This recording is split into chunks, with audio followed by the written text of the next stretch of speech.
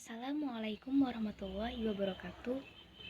Kami dari kelompok 11 yang beranggotakan Ice Tamala atau saya sendiri, Maulida Yuliani, dan Khalifatul Istiqomah. Di sini saya akan mempresentasikan hasil kerja kami, makalah yang berjudul Model Evaluasi CIPP atau Konteks Input, Proses, dan Produk. Dosen pembimbing Bapak Muhammad Iqbal Ansari MPDI. Evaluasi CIPP. Evaluasi adalah proses mengumpulkan dan menyajikan informasi mengenai objek evaluasi, menilainya dengan standar evaluasi, dan hasilnya dipergunakan untuk mengambil keputusan mengenai objek evaluasi. Sejarah perkembangan dan urgensi CIPP. Model CIPP dikembangkan oleh Daniel S. Stuflebeim dan kawan-kawan. Stuflebeim mengembangkan evaluasi pembelajaran model CIPP. Teori ini dikembangkan pada tahun 1971 dengan berlandaskan pada 4 dimensi, yaitu dimensi konteks, dimensi input, dimensi proses, dan dimensi produk. Yang pertama, konteks evaluation atau konteks evaluasi.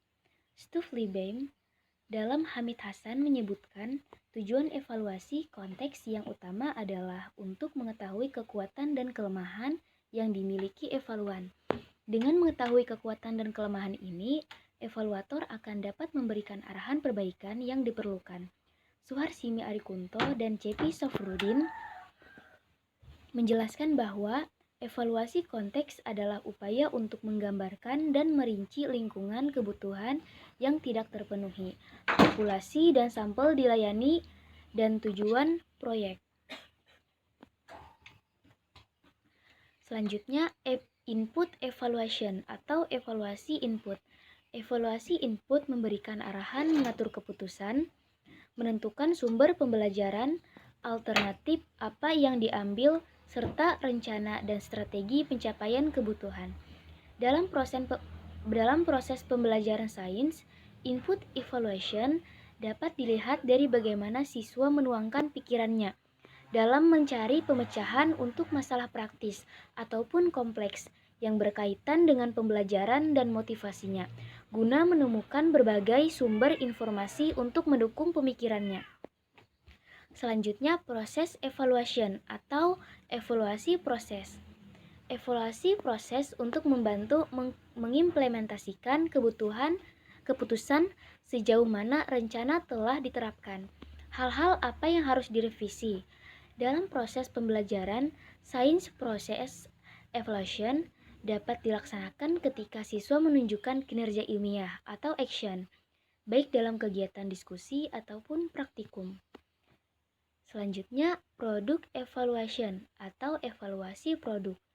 Evaluasi produk atau hasil diarahkan pada hal-hal yang menunjukkan perubahan yang terjadi pada siswa yang akan dievaluasi dengan menggunakan model evaluasi CIPP. Klasifikasi hasil belajar menurut Benjamin S. Bloom dalam Nana Sudignana dibagi menjadi 3 ranah, yaitu ranah kognitif, ranah afektif, dan ranah psikomotorik. Indikator ketiga ranah tersebut adalah 1.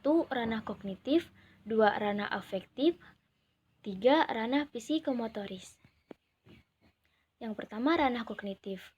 Dalam ranah kognitif, pengetahuan menekankan pada proses mental dalam mengingat dan mengungkapkan kembali informasi-informasi yang telah siswa peroleh secara tepat sesuai dengan apa yang telah mereka peroleh sebelumnya.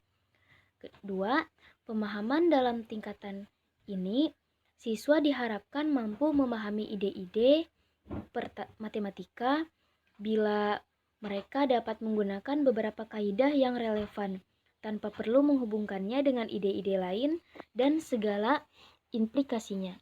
Ketiga, penerapan adalah kemampuan kognisi yang mengharapkan siswa mampu mendemonstrasikan pemahaman mereka berkenaan dengan sebuah abstraksi matematika melalui penggunaannya secara tepat ketika mereka diminta untuk itu.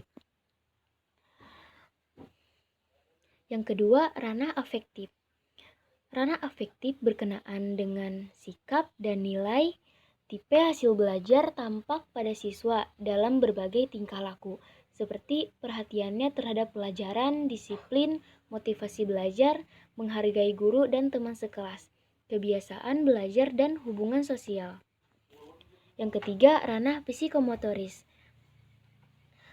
Dalam ranah psikomotoris, tipe hasil belajar ranah psikomotorik berkenaan dengan keterampilan atau kemampuan bertindak setelah ia menerima pengalaman belajar tertentu.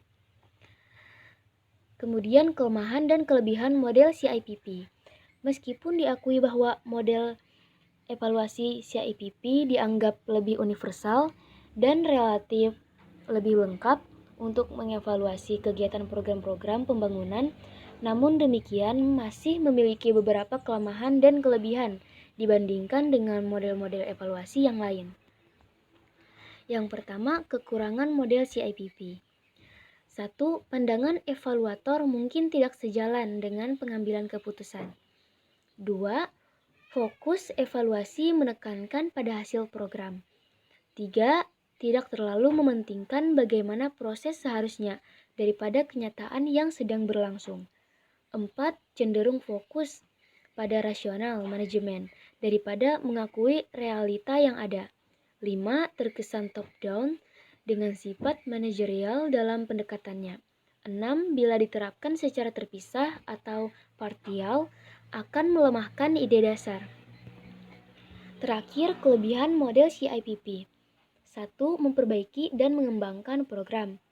2. Menyajikan informasi terkait dengan pengambilan keputusan. 3. Memberikan umpan balik untuk penyusunan program. 4. Merupakan sistem kerja yang dinamis. 5. Memiliki pendekatan yang bersifat holistik dalam proses evaluasinya. 6. Dapat melakukan perbaikan selama program berjalan maupun dapat memberikan informasi final. 7. Lebih komprehensif daripada model lainnya. Demikian presentasi dari saya. Mohon maaf jika ada salah kata. Assalamualaikum warahmatullahi wabarakatuh.